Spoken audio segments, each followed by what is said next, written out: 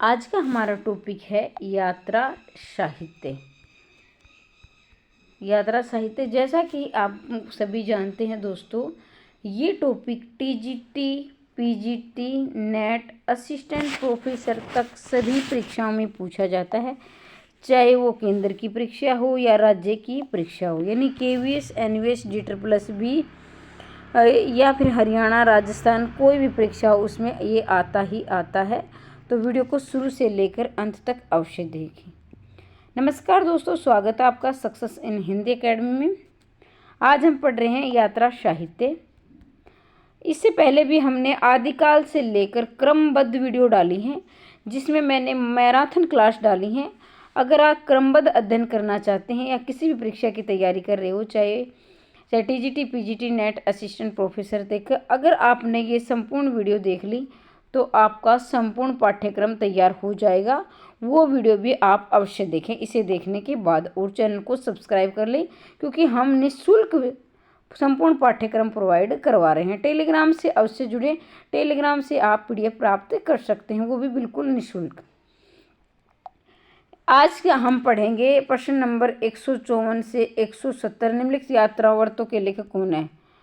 154 में आप देखेंगे पृथ्वी प्रदक्षिणा, धर्मवीर भारती, मोहन राकेश, शिव प्रसाद गुप्त, राहुल सांकृत्यान।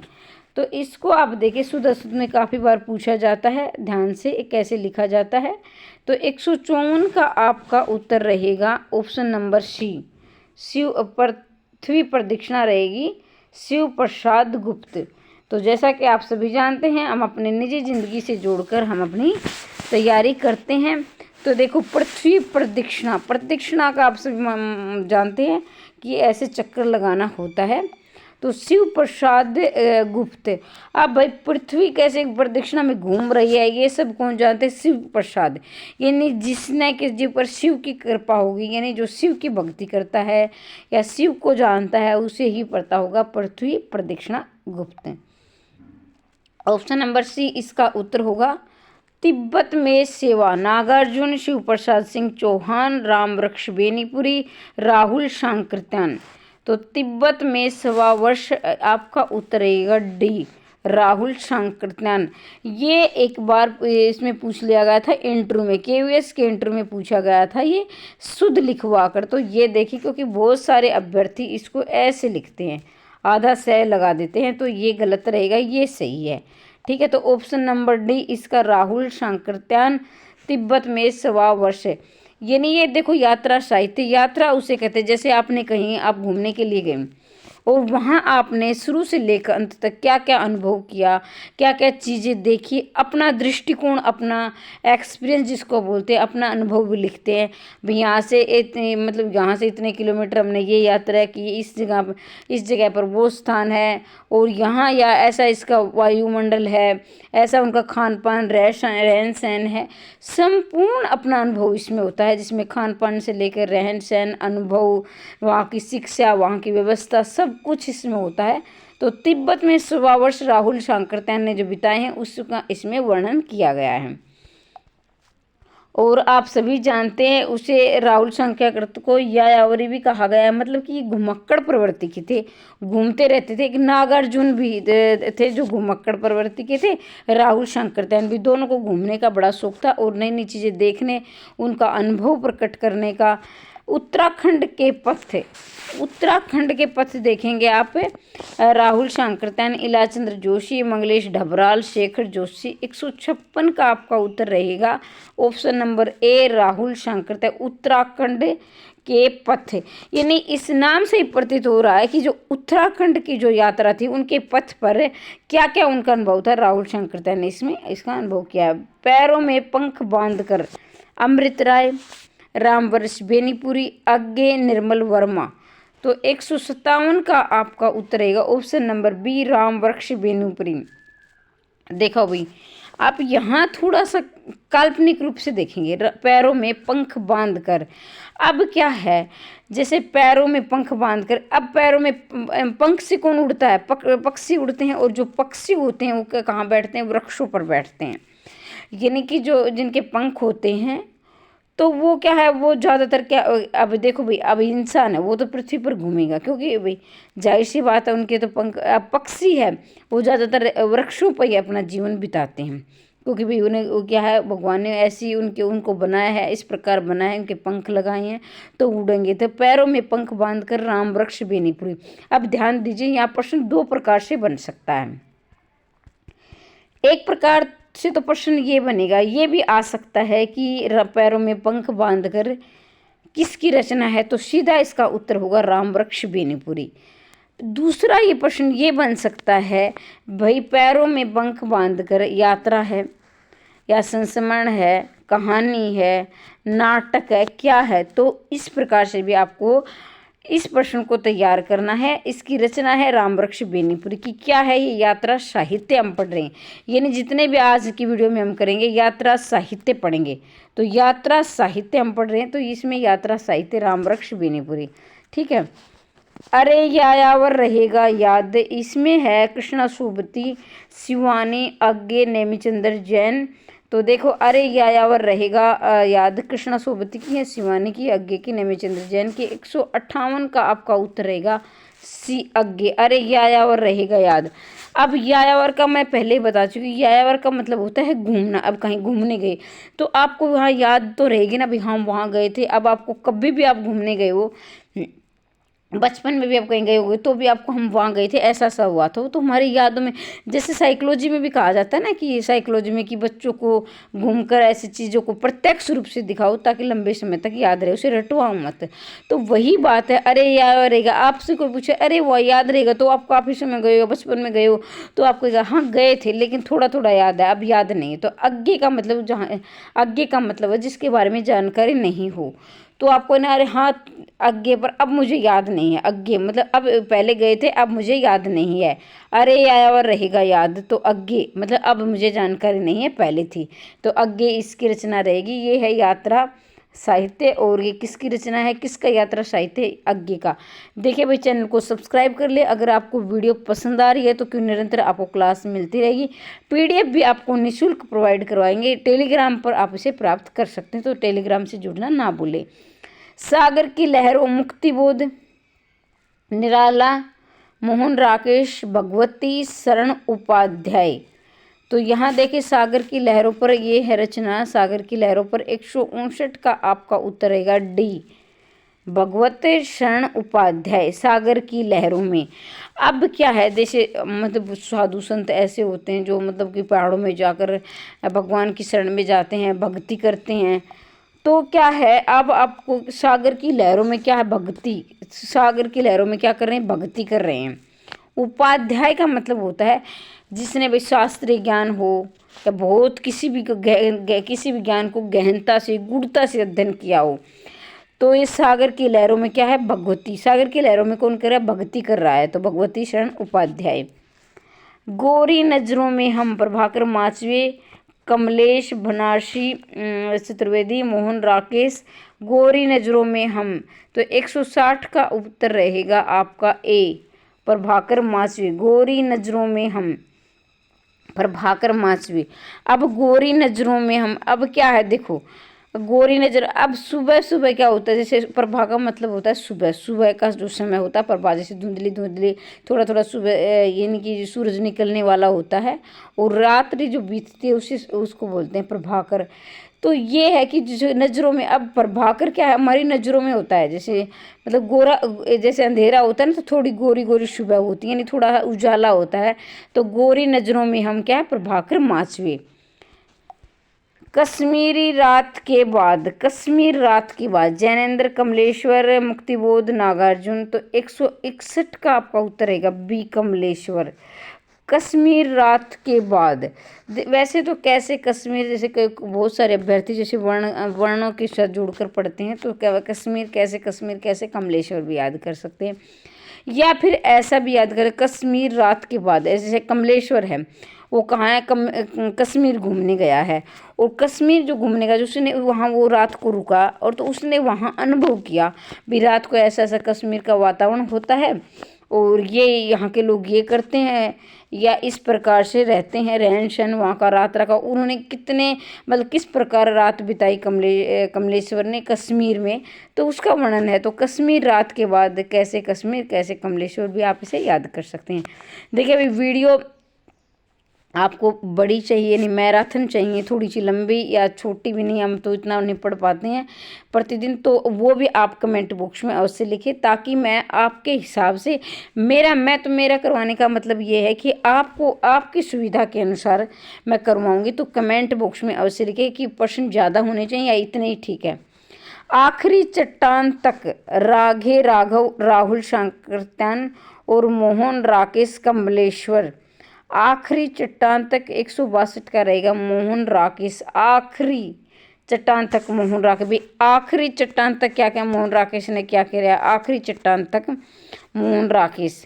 अब भाई आखिरी चट्टान तक मोहन, मान लीजिए वैसे तो एक ही आदमी का नाम है ये मोहन राकेश, एक ही लेखक का नाम है, लेकिन आप इसे कैसे, जब हमें तो क्या एक नंबर चाहिए भाई परीक्षा में, तो हमें क्या करना है, मैं बार बार बताती हूँ कि अब अपनी ज़िंदगी में उतार कर उसे याद करोगे तो कभी नहीं भूल पाओगे। मेरा जो याद करने का तरीका वो मैं ऐसे याद करती हूँ। आखिरी चट्टान तक मोहन राकेश। अब मोहन राकेश है, मान लीजिए एक भाई मोहन है, दूसरा भाई राकेश है, दोनों भाई हैं या दोनों दोस्त भी लगा सकते हैं। उन्होंने क्या किया, अभी यात्रा कर रहे हैं और आखिरी चट्टान तक उन्होंने साथ निभाया, यानी आखिरी चट्टान तक दोनों ने यात्रा की है। तो आखिरी चट्टान तक कौन जाएंगे, मोहन राकेश, दोनों आखिरी चट्टान तक गए हैं। ठीक है, बहुत सारे अभ्यर्थी ऐसे हैं जो सीधे भी याद कर लेते हैं, जैसा आपको तरीका उचित लगे वैसे आप कर सकते हो।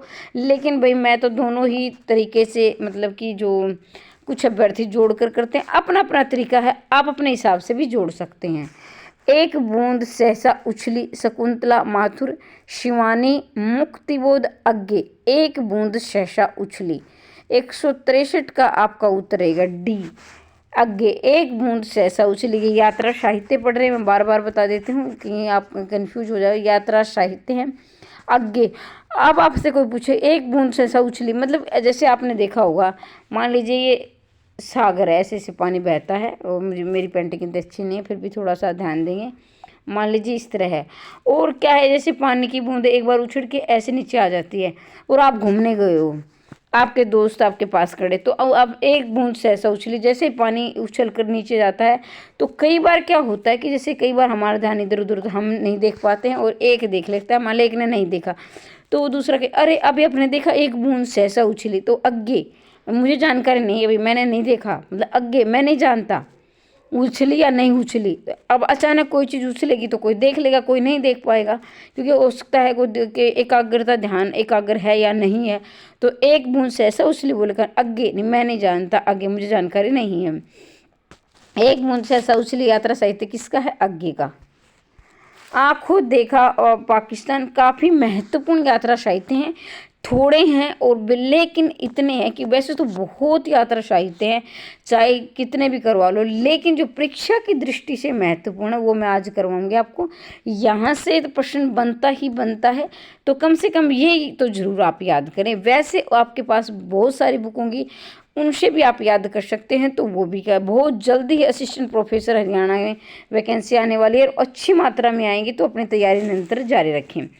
आंखों देखा पाकिस्तान कमलेश्वर प्रभु चावला मोहन राकेश जैनेंद्र, तो आंखों देखा पाकिस्तान रहेगा कमलेश्वर। आंखों देखा पाकिस्तान आईएमपी लगा ले लिए, बल्कि वेरी वेरी आईएमपी बहुत महत्वपूर्ण, बार बार पूछा गया। आंखों देखा पाकिस्तान, इन्होंने कहा पाकिस्तान का अनुभव इसमें शेयर किया। आंखों देखा भी मैंने पाकिस्तान में क्या क्या देखा, क्या क्या हुआ है, ये कमलेश्वर का अपने जो विचारधारा है। आंखों देखा पाकिस्तान, ये कई बार पूछा गया, बस बहुत सारे अभ्यर्थियों को याद भी होगा क्योंकि परीक्षा में बार बार आता है, पूछा जाता है, तो इसे आप अवश्य याद कर लें। क्या हाल, एक मिनट, हम कहाँ तक आ चुके थे, देखो भाई मैं बता रही हूँ कि अब असिस्टेंट प्रोफेसर की जो भर्ती का इंतज़ार कर रहे हैं तो वो अपनी तैयारी अभी से शुरू कर दें, आप रहने नहीं चाहिए, क्योंकि 5 साल के बाद वैकेंसी आ रही है, तो जिसका नेट क्वालिफाइड है वो अपनी तैयारी शुरू कर सकते हैं। क्या हाल है चीन के, दूधनाथ सिंह, मनोहर श्याम और गुलाब राय रांगे राघव। मनोहर श्याम जोशी है भाई, ये पूरा नाम है इनका, मनोहर श्याम जोशी। 165 का आपका उत्तर रहेगा बी, मनोहर श्याम जोशी। क्या हाल है चीन के। तो अब देखो चीन के हाल मतलब कि नाम से ही प्रतीत हो रहा है, मतलब कि चीन का जो रहन सहन है, वहाँ के लोग कैसे हैं, कैसा व्यवहार करते हैं, क्या क्या दिनचर्या बीता है, संपूर्ण जानकारी। तो क्या हाल है चीन के। मनोज श्याम जोशी। अब क्या मनोज श्याम जोशी मान लीजिए चीन गया है, आप किसी का भी नाम लगा दिया, अपने पड़ोस का भी अपना नाम जोड़ सकते हैं। भाई मनोज श्याम जोशी है ना, ये चीन गए थे। और तो आपने उससे पूछा भाई हाँ आप चीन गए थे, बोले हाँ भाई चीन गए थे, तो चीन के क्या हाल है, क्या देखा। तो वो मान लीजिए आपको उस वहाँ के बारे में सुना रहा है। तो क्या हाल है चीन के। मनोज श्याम जोशी। मनोज श्याम जोशी ने, मनोहर ने जोश में आकर कहा कि चीन का तो ये हाल है, सॉरी क्या हाल है चीन के। मनोज श्याम जोशी। स्मृति के अंकुर महादेव वर्मा, वृंदावन लाल वर्मा, डॉक्टर रामकुमार वर्मा, निर्मल वर्मा। स्मृति के अंकुर 166 का सी, डॉक्टर रामकुमार वर्मा। अब स्मृति के अंकुर क्या है, डॉक्टर रामकुमार वर्मा। स्मृति के अंकुर कौन बता रहे। स्मृति का मतलब होता है जैसे आप सभी जानते हैं याद करना। अब लेकिन जब थोड़ी थोड़ी याद होती है, जैसे मान लीजिए कि जैसे बहुत बड़ा वृक्ष होता है तो उसमें क्या है, एक छोटा सा अंकुर होता है, जैसे बीज, मतलब बीज में से निकलता है थोड़ा सा पौधा, बिल्कुल जैसे बीज अंकुर होकर फूटता है, थोड़ा सा हरा हरा होता है, थोड़ा सा बीज होता है, लेकिन निकलना ही शुरू करता है बीज में से, तो उसे अंकुर कहते हैं। तो स्मृति के अंकुर मतलब कि याद, बिल्कुल थोड़ी थोड़ी याद है, मतलब थोड़ी थोड़ी, जैसे हो ना, जैसे वृक्ष का, बड़ा बड़ा वृक्ष का थोड़ा सा निकलना किसी बीज से शुरू होता है तो उसे अंकुर कहते हैं। स्मृति के अंकुर तो 166 डॉक्टर रामकुमार वर्मा। अब डॉक्टर रामकुमार वर्मा के स्मृति के अंकुर, अंकुर फूटने लगे, स्मृति ताज़ा होने लगे। स्मृति के अंकुर डॉक्टर रामकुमार वर्मा। सौरोगुधान बिना साप, तो इसमें ये रहेंगे आपके यशपाल। सौरोगुधान बिना साप यशपाल। अब सौरोगुधान भाई मान लीजिए सौरग में बिना सांप, अब सौरग में है कोई और वहाँ क्या सांप भी नहीं है। अब सौरग का मतलब जैसे आपने बोला बहुत प्रवचन सुनते हो, वैसे वो जो अच्छे काम करता है वो स्वर्ग जाता है, जो बुरे काम करता है वो नरक जाता है। तो स्वर्ग में होगा तो उसका तो यश फैले ही फैलेगा भाई। कोई अच्छा, मान लीजिए किसी ने बहुत अच्छे काम किए, उसका यश फैल गया तो वो स्वर्ग में जाएगा, ऐसे आप कल्पना करते हैं, ऐसा बताते हैं हमारे सांसारिक जीवन भी, इसने बहुत अच्छे काम किए तो सीधा स्वर्ग जाएगा। तो सौरोगुधान बिना सांप मतलब कि जिसका यश फैलेगा, जो अच्छे काम करेगा वो स्वर्ग जाएगा। तो सौरोगुधान बिना सांप यशपाल। तंत्रालोक से यंत्रालोक तक डॉक्टर नगेंद्र कमला शंकरत्यान, ये भाई इनकी वाइफ है, ये इसकी और राहुल शंकरत्यान की वाइफ है ये कमला शंकरत्यान। नागार्जुन 168 का ए रहेगा डॉक्टर नगेंद्र। तंत्रालोक से यंत्रालोक तक। अब भाई तो नगेंद्र मतलब जो मान लीजिए नागों के इंद्र लगा सकते हैं आप, तो तंत्रालोक से यंत्रालोक तक इधर इस तंत्रालोक हो चाहे यंत्रालोक, वहाँ आपको नाग मिलेंगे ही मिलेंगे, क्योंकि हर जगह व्याप्त होते हैं। तो तंत्रालोक से यंत्रालोक कहीं आप याद रख लो, नाग आपको मिलेंगे। डॉक्टर नगेंद्र है। देखो भाई ऐसी ये कोई किसी वास्तविकता से कोई लेना, जैसे आपने कोई सीरियल देखते हो ना, इसका वास्तविकता से कोई मतलब नहीं, ये आपका मनोरंजन कर रहा है ना, पूरी तरह काल्पनिक है। तो ये जो मैं याद करवा रही हूँ ये वही बात है कि बस आपने याद करना है, ये कल्पना है हमारे दिमाग में फिट करवाना, एक नंबर लेना है। सुबह के रंग विभूति नारायण, अमृत राय, नागार्जुन आज्ञे। तो 169 का आप करेगा बी, सुबह के रंग अमृत राय। अब जो सुबह का जो रंग होता है कितना सुहाना होता है, मतलब कि जैसे रात बीत चुकी होती है, हल्का हल्का सुबह का ठंडा मौसम होता है तो घूमने का मन करता है, कहीं घूमने जाते हो, कोई भजन सुनता है, कोई भक्ति करता है, तो वो कैसा लगता है जैसे कि हमने अमृत पी लिया हो सुबह के रंग में। हम इतना जैसे दोपहर में तो धूप हो जाती है, गर्मी होती है, या फिर पोल्यूशन होता है, बहुत सारी चीज़ें आप फेस करते हो, बहुत कठिनाई होती है, दोपहर शाम तक थक जाते हैं या काम करते हैं, लेकिन सुबह का जो होता है बहुत अच्छा मूड होता है, जैसे ऐसा लगता है जैसे कि हमने अमृत पी लिया हो। सुबह के रंग तो अमृत राय। चिड़ों पर चांदनी, रामकुमार वर्मा, वृंदावन लाल वर्मा, महादेव वर्मा। तो इसमें आप देखेंगे चिड़ों पर चांदनी रामकुमार वर्मा है और निर्मल वर्मा है। तो चिड़ों पर चांदनी 170 का उत्तर रहेगा निर्मल वर्मा। निर्मल, चीड़ों पर चांदनी निर्मल वर्मा। तो आप देखेंगे जो होता है चीड़ों पर चांदनी, मान लो चीड़ों पर चांदनी है, जहाँ चांदनी कहीं पर हो, बड़ी निर्मल होती है, मतलब निर्मल मतलब कि जो जिसमें मैल ना हो। तो चांदनी का बिल्कुल साफ होता है, मतलब कि बिल्कुल कोई धुंधलाहट नहीं होती, कोई मलिनता नहीं होती, बिल्कुल चांदनी निर्मल मैल सफ़ेद सफ़ेद होती है। तो चीड़ों पर चांदनी निर्मल वर्मा। तो आज हमने पढ़ा है यात्रा साहित्य।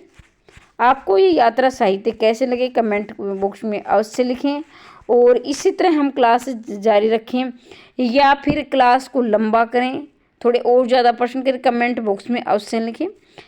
चैनल को सब्सक्राइब करें क्योंकि निःशुल्क आपको प्रोवाइड क्लास करवाई जा रही है। टेलीग्राम पर ये मैं PDF शेयर कर दूंगी, जिसको चाहिए। किसी भी प्रकार का कोई संशय हो तो कमेंट बॉक्स में अवश्य लिखें। निरंतर हमारे साथ बने रहे। मैं चाहती हूँ कि इसी भर्ती में आपका सिलेक्शन हो जाए। पढ़ते रहिए, आगे बढ़ते रहिए, दिन दोगुनी रात चौगुनी उन्नति करते रहिए। धन्यवाद, मिलते हैं अगली वीडियो में।